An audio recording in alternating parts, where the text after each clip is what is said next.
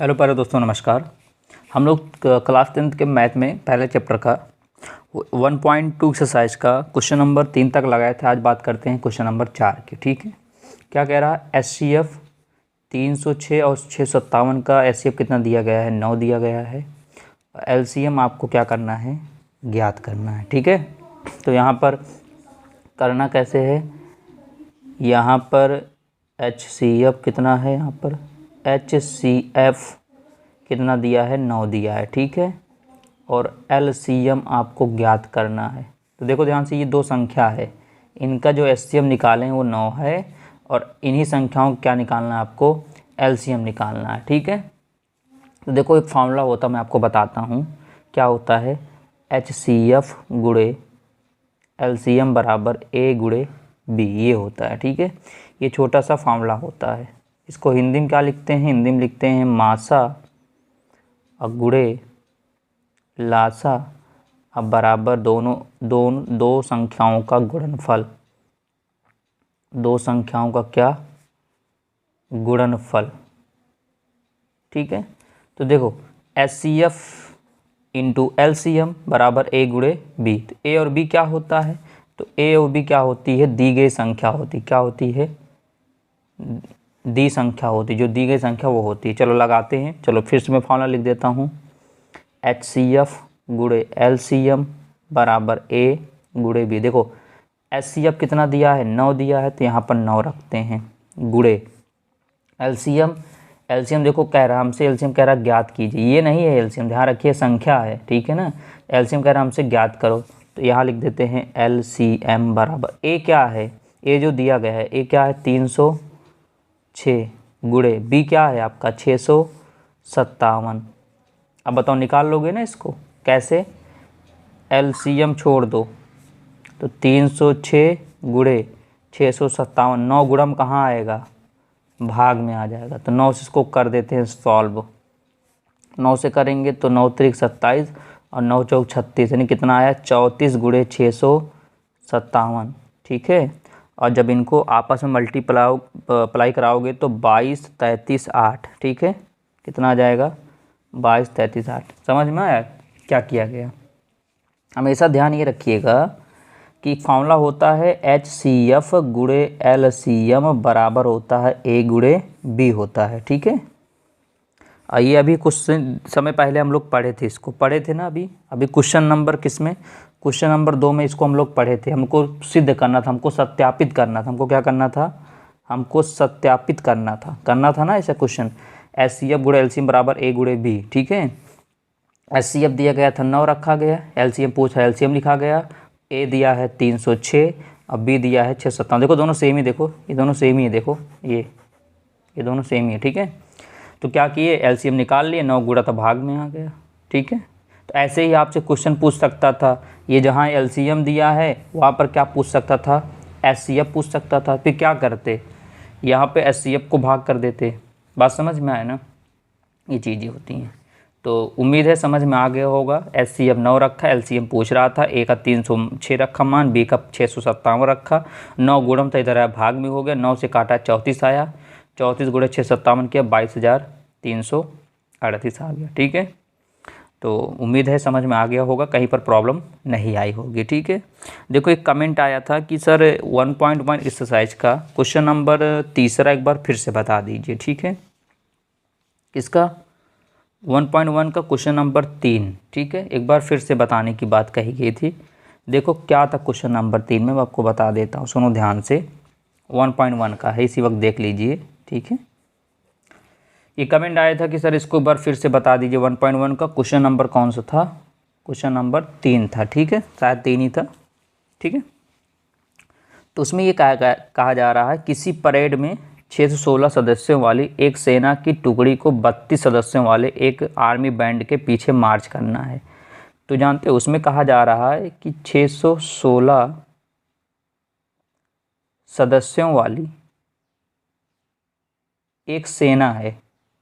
सेना की क्या है? टुकड़ी है। टुकड़ी मतलब कि एक पूरा इनकी टीम है। ठीक है, क्या है? टुकड़ी है। ठीक है, कितनी है? 616 है। ठीक है, और 32 सदस्य वाली, अगला क्या है? 32 सदस्यों वाली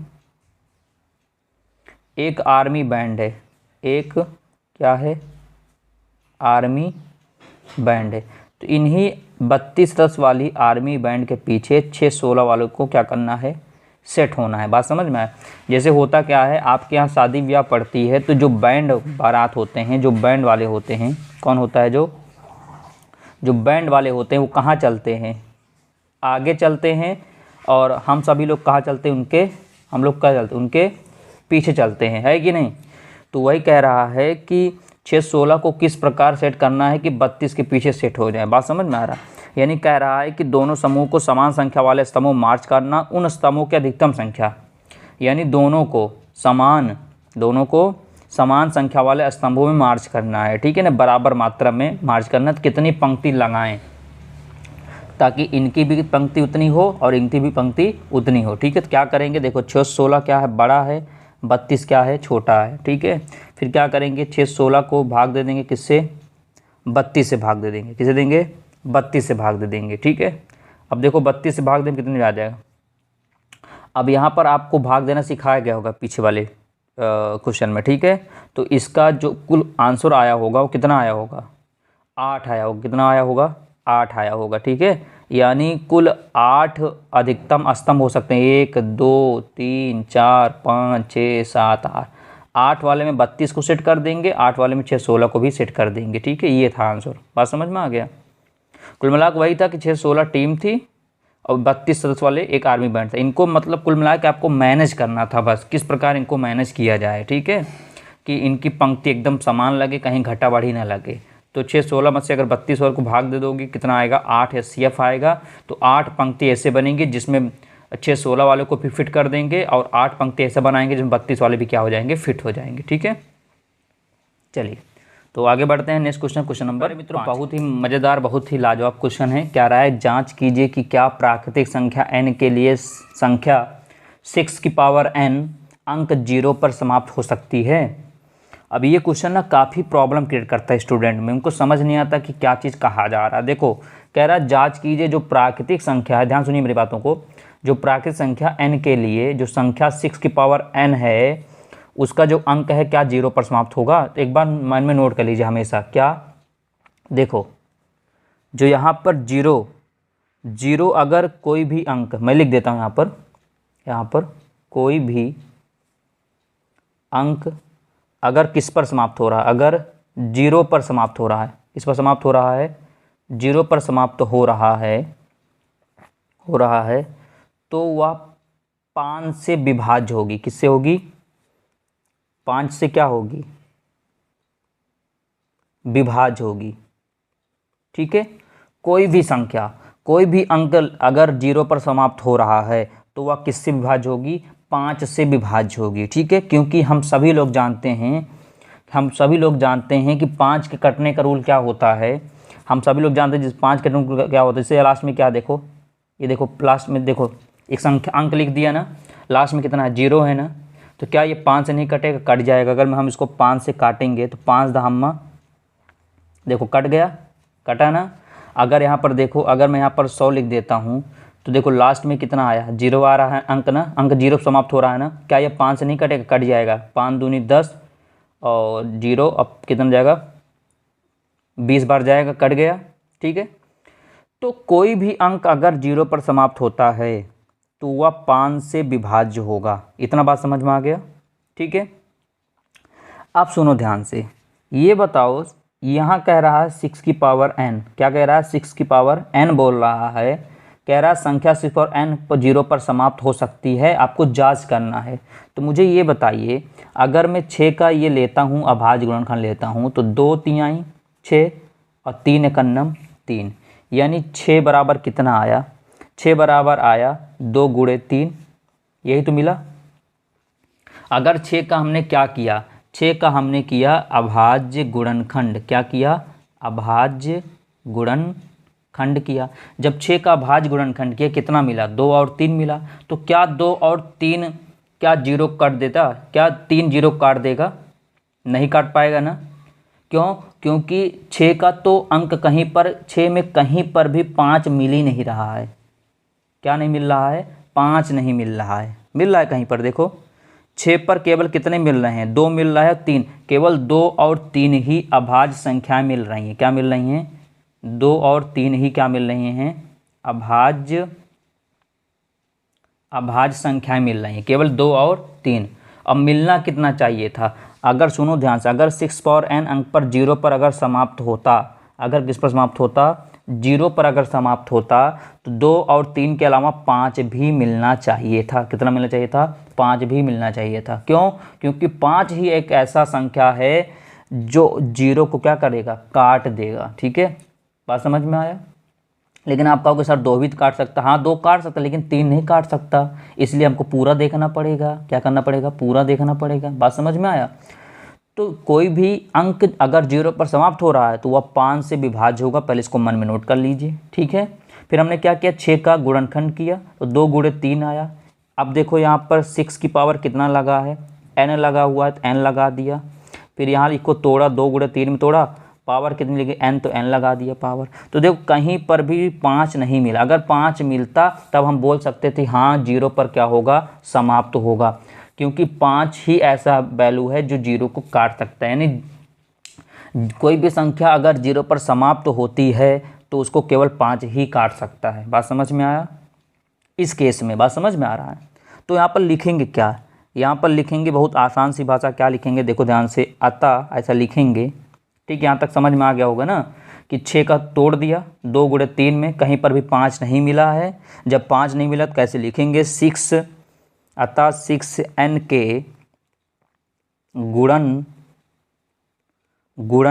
में 2 और 3 के अतिरिक्त और कोई अभाज्य गुणनखंड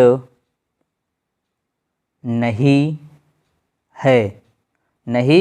है। ठीक है, 6n के गुणनखंड में 2 और 3 का अतिरिक्त और कोई अभाज्य गुणनखंड नहीं है। और कितना अभाज्य गुणनखंड होना चाहिए? कितना होना चाहिए? 5 होना चाहिए। कितना होना चाहिए? 5 होना चाहिए, लेकिन 5 तो है नहीं, इसलिए 6n के गुणनखंड में 2 और 3 का अतिरिक्त और कोई अभाज्य गुणनखंड नहीं है। ठीक है, इसलिए ऐसी कोई प्राकृतिक संख्या n नहीं है। सिर्फ कोई प्राकृतिक संख्या n नहीं है, जो लिखा गया है ना कि ऐसी कोई प्राकृतिक संख्या n नहीं है। ठीक है,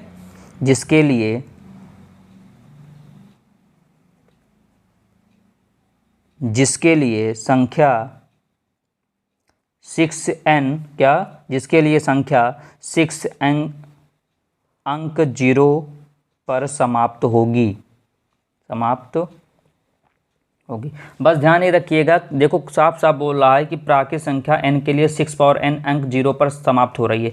जो अंक 0 पर समाप्त होगा उसके लिए 5 चाहिए, लेकिन हमने 6 का गुणनखंड किया तो 2 गुणे 3 आया। यहाँ पर कहीं पर भी 5 नहीं आया। जब 5 नहीं आया तो ऐसी कोई प्राकृतिक संख्या है ही नहीं है जो 6n अंक 0 पर समाप्त होगी। बात समझ में आ गया? उम्मीद है समझ में आ गया हो। कहीं पर प्रॉब्लम आ रही हो तो कमेंट करिएगा, आपके डाउट को क्लियर किया जाएगा। ठीक है, तो हम लोग बढ़ते हैं नेक्स्ट क्वेश्चन, यानी क्वेश्चन नंबर 6। उसके बाद बढ़ते हैं क्वेश्चन नंबर 7 करते हैं। क्वेश्चन नंबर 6, व्याख्या कीजिए कि 7 गुणे 11 गुणे 13 प्लस 13 और 7 गुणे 6 गुणे 5 गुणे 4 गुणे 3 गुणे 2 गुणे 1 प्लस 5 भाज्य संख्याएं क्यों हैं। ठीक है, तो बहुत आसान सा क्वेश्चन है, बिल्कुल परेशान नहीं होना इसमें। इसको करते हैं। ठीक है, यहाँ पर इसको ए मान लेते हैं हम लोग, उसको पहला, वो वाला मान लेते हैं दूसरा। ठीक है, तो ऐसा डाल लेते हैं पॉइंट। कितना लिखा है? 7 गुणे 11 और गुणे 13 और प्लस 13। अब एक काम करते हैं, यहाँ से 13 लेते हैं बाहर। ठीक है, यहाँ से 13 कर लेंगे बाहर। तो कैसे करेंगे? देखो ध्यान से, 7 गुणे 11 और गुणे यहाँ पर देखिए 1 बन जाएगा और प्लस यहाँ पर भी 1 बन जाएगा, और 13 को कर दिए यहाँ से बाहर। ठीक है, अब हुआ ये क्या? ध्यान दीजिए, 7, देखो यहाँ 13 कॉमन मिल रहा था ना दोनों जगह, 13 बाहर ले लिया तो 13 जब 13 1 बचा, यहाँ पर भी 1 बचा। फिर 7 गुणे 11 करना, 11 प्लस 1 और बाहर कितना है 13 है। ठीक है, अब इनको 11 सते 77 होता है और प्लस 1 और गुणे कितना है 13 है। ठीक है, तो इसको मल्टीप्लाई कराते हैं, 77 एक कितना हो जाएगा 78 और गुणे कितना हो जाएगा 13 हो जाएगा। ठीक है, यहाँ तक बात समझ में आया। अब देखो 78 को हम लोग क्या करते हैं, ब्रेक कर लेते हैं, क्या करते हैं, तोड़ लेते हैं 78 को। कैसे तोड़ेंगे, देखिए 78 और यहाँ पर इसका एलसीएम ले लेते हैं। ठीक है, 2 बार जाएगा तो 2 3 6 बच जाएगा और ये बनेगा 8 2 18, फिर कितने बार 3 बार जाएगा, 3 एक अन्नम 3, 3 त्रिक 9, फिर 13 एक अन्नम 13। ठीक है, तो इसको लिख सकते हैं 78 को 2 गुणे 3 गुणे 13 और पहले से क्या है 13 है। ठीक है, ये वाला सिस्टम आप कहीं रफ में करिएगा पीछे। ठीक है, यहाँ तक बात समझ में आया।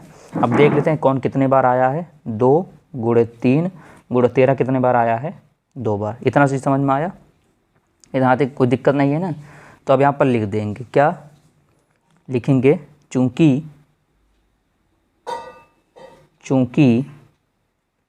7 गुणे 11 गुणे 13 और गुणे प्लस है ना, प्लस 13 को अभाज्य संख्याओं के एक गुणनफल के रूप में लिखा जाता है। अतः 7 गुणे 11 गुणे 13 और प्लस 13 एक भाज्य संख्या है। ठीक है, देखो अब स्टूडेंट को प्रॉब्लम हमारे सर क्या लिखवा दिया है। देखो भैया 7 गुणे 11 गुणे 13, यहाँ पर भी गुणा होना चाहिए, लेकिन यहाँ पर दिया क्या गया है, यहाँ पर होना क्या चाहिए था, मैं दिखाता हूँ आपको। ये यहाँ पर होना चाहिए था गुणा, लेकिन यहाँ पर है क्या, प्लस है ना, आप देख पा रहे हो ना। तो पहले इसको गुणनखंड ग्रुप में बनाना पड़ेगा। तो हमने क्या किया, इस प्लस को हटाने के लिए यहाँ पर 13 यहाँ पर 13 कॉमन ले लिया। क्या ले लिया, 13 कॉमन ले लिया। जब 13 कॉमन लिए बचा 7 11 13 बाहर 1 बचा, यहाँ 1 बचा। ठीक है, 7 गुणे 11 11 का नाम 11 हो गया, अब प्लस 1 बचा, यहाँ 13 हुआ। तो 11 सते 77 प्लस 1 गुणे 13, 77 एक 78 गुणे 13। अब 78 का हमने क्या लिया, यहाँ पर देखो अभाज्य गुणनखंड लिया था इतना। देखो अब कहीं पर भी निशान देखो, गुणे के अलावा कहीं पर निशान आपको नहीं दिख रहा, दिख रहा कहीं पर नहीं दिख रहा है ना। यहाँ पर प्लस था, प्लस हट गया, क्या आ गया, सब जगह गुणा आ गया, फिर 2 आया 3 आया, 13 2 बार 13 घात 2 हो गया। फिर लिखेंगे चूंकि 7 गुणे 11 गुणे 13 प्लस 13 को अभाज्य संख्याओं के रूप एक गुणनफल के रूप में लिखा जाता है। ठीक है, हमने ये संख्या अभी अभाज्य नहीं है। अभाज्य क्यों नहीं है, क्योंकि यहाँ पर क्या आ गया है, प्लस आ गया है। प्लस नहीं होना, क्या होना चाहिए, यहाँ पर गुणा होना चाहिए था, लेकिन आया क्या है, प्लस है। बात समझ में आया। इसलिए हमने क्या किया, अभाज्य संख्याओं को एक गुणनफल रूप में लिखा जाता है। अतः 7 गुणे 11 गुणे 13 प्लस 13 एक भाज्य संख्याएं है। क्लियर हो गया होगा। चलिए ऐसे सेम क्वेश्चन है दूसरा वाला। ऐसे ही क्या आपका दूसरा वाला, दूसरा देखो 7 है 6 है 5 है 4 है 3 है 2, यहाँ तक तो ठीक था, लेकिन देखो प्लस क्या आ गया, 5 आ गया। यहाँ पर देखो क्या आ गया, क्या आ गया, यहाँ पर प्लस आ गई। इसी प्लस को हटा के गुणा के रूप में लिख देंगे तो ये भी क्या बन जाएगी, हमारी भाज्य संख्या बन जाएगी। ठीक है, चलो इसको भी करते हैं। तो इसको मैं दूसरा लिख लेता हूँ, कितना है 7 गुणे 6 गुणे 5 गुणे 4 गुणे 3 गुणे 2 गुणे 1 प्लस 5। कुछ कॉमन मिला, देखो यहाँ पर 5 है यहाँ पर 5 है, तो 5 को ले लेते हैं बाहर, तो बचा 7 गुणे 6 गुणे 5, सॉरी इसको काटते हैं एक बार, कितना 7 गुणे 6 गुणे, देखो 5 तो बाहर ले लेंगे तो 1 बचेगा, फिर गुणे यहाँ पर 4 फिर 3 फिर 2 फिर 1, अब प्लस 5 बाहर 1 आ जाएगा, और यहाँ पर क्या लिख देंगे, गुणे में 5 बाहर लिख दिए। 5 कॉमन ले लिए ना, यहाँ से 5 क्या ले लिए, कॉमन ले लिए।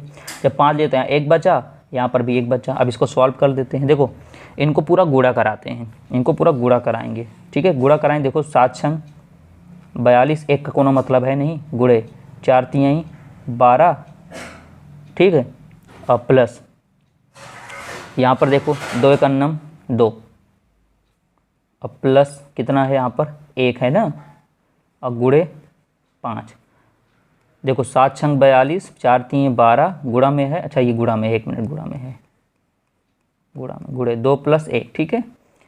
अब यहाँ पर इसको सॉल्व करते हैं, देखते हैं कितना आता है, ठीक है।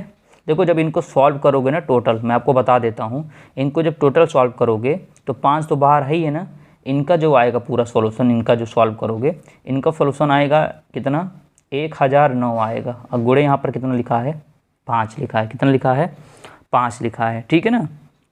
जब इनको करोगे इनका आएगा 1009 और यहाँ पर कितना है, 5 लिखा है, ठीक है। बात समझ में आया। तो देखो किस रूप में आ गई ये देखो गुणनफल के रूप में गुणक रूप में आ गया ना, ये देखो गुणक रूप में आ गया। तो क्या लिखेंगे, लिखेंगे चूंकि, अब आगे इसका निकालने की कोई आवश्यकता नहीं, आप चाहो यहीं तक छोड़ सकते थे। देखो आप चाहे यहीं तक छोड़ सकते थे, इसको यहीं तक छोड़ सकते थे। देखो गुणक रूप में आ गया है ना, बस काम हो गया, ठीक है ना। गुणक रूप में आ गया तो काम हो गया, ठीक है। ऐसा नहीं कि इसको, अच्छा आप और एक चीज़ ध्यान ये देना है कि क्या है, भाज्य संख्या है। भाज्य संख्या वही संख्याएं होती हैं जिनका 2 या 2 से ज़्यादा अधिक, मैंने 2 या 2 से अधिक 3 4 गुणनखंड बन सकते। देखो 78 है ना, देखो 78 कितने कितने बना, 1 बना, 2 बना और 3 बना। जब 3 बन जाता है, क्या 3 बन जाता है, गुणनखंड 3 बन जाता है, तो क्या कहलाती हैं वो, भाज्य कहलाती हैं।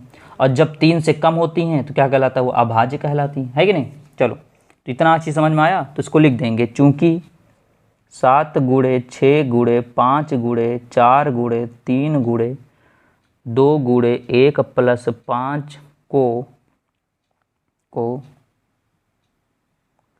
अभाज्य संख्याओं के एक गुणनफल के रूप में लिखा जा सकता है। अतः क्या, अतः 7 गुणे 6 गुणे 5 गुणे 4 गुणे 3 गुणे 2 गुणे 1 + 5 एक क्या है, भाज्य संख्या है। क्या है, भाज्य संख्या है, ठीक है। तो बस थोड़ा ध्यान ये रखना है आपको कि आपको ये प्लस हटा के इसको कुल मिला गुणा करना है, इसको गुणा करना है, ठीक है भाई। देखो 78 को तोड़ा तो 1 2 3, देखो 1 2 3 लोगों ने काटा, जब 3 लोगों ने काटा तो क्या कहलाता है, वो भाज्य कहलाता है। इसीलिए तो कहा गया है भाज्य संख्याएं क्यों हैं, क्योंकि इनका 3 गुणनखंड हो गया। फिर लिख देंगे 7 गुणे 11 गुणे 13 + 13 को अभाज्य संख्याओं के रूप में गुणन में लिख सकते हैं, इसलिए क्या है, ये भाज्य है, ऐसा ही भी कर दिया। तो उम्मीद करता हूँ आपको समझ में आ गया होगा, किसी प्रकार की प्रॉब्लम नहीं आई होगी, ठीक है। तो जो 7वां क्वेश्चन है, मैं आपको 7वां क्वेश्चन में हिंट्स दे देता हूँ कैसे लगेगा। देखो इसका लास्ट है प्रश्नावली का ये वाला। 7वां क्वेश्चन क्या कह रहा, किसी खेल के मैदान के चारों एक वृत्ताकार पथ है, इस मैदान के एक चक्कर लगाने में सोनिया को कितना मिनट लगता है, 18 मिनट लगता है। जो सोनिया है उसको कितना मिनट लगता है चक्कर लगाने में, 18 मिनट लगता है। और जबकि इसी मैदान के एक चक्कर लगाने में रवि को 12 मिनट लगता है। कितना लगता है, रवि को कितना मिनट लगता है, उसी चक्कर को 12 मिनट किसको लगता है, रवि को, ठीक है। फिर क्या कह रहा है, मान लीजिए वे दोनों एक ही स्थान पर एक ही समय पर चलना प्रारंभ करके एक ही दिशा में चलते हैं, कितने समय बाद वे पुनः प्रारंभिक स्थान पर मिलेंगे, कितने समय बाद। तो एक काम करेंगे ना, तो एक बार हम लोग करेंगे क्या, दोनों का एलसीएम निकाल लेंगे। क्या निकालेंगे, दोनों का एलसीएम निकाल लेंगे, ठीक है। तो जो एलसीएम आएगा वही इसका आंसर आएगा, ठीक है। कह रहा है सोनिया है, एक वृत्ताकार पथ है, अगर उस पर क्या करती हैं, चक्कर लगाते हैं तो उनको 18 मिनट लगता है, और जो रवि हैं उनको 12 मिनट लगता है, ठीक है। तो दोनों लोग एक ही दिशा में जा रहे हैं, दोनों लोग एक ही दिशा में जा रहे हैं, तो दोनों को एक ही दिशा में जब जाते हैं तो एक साथ पहुंचने में कितना उनका एक साथ पहुंचने में यानी कितना समय लगेगा। बात समझ में आ रहा है। तो आपको टाइम पूछ रहा है, तो क्या करेंगे ना, हम बता देता हूँ आपको तरीका।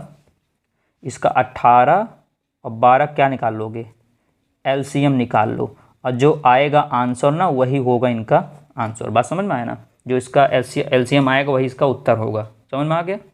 तो लगाइए, अगर नहीं आता है तो बिल्कुल कमेंट करिएगा, आपके डाउट को बताया जाएगा, ठीक है।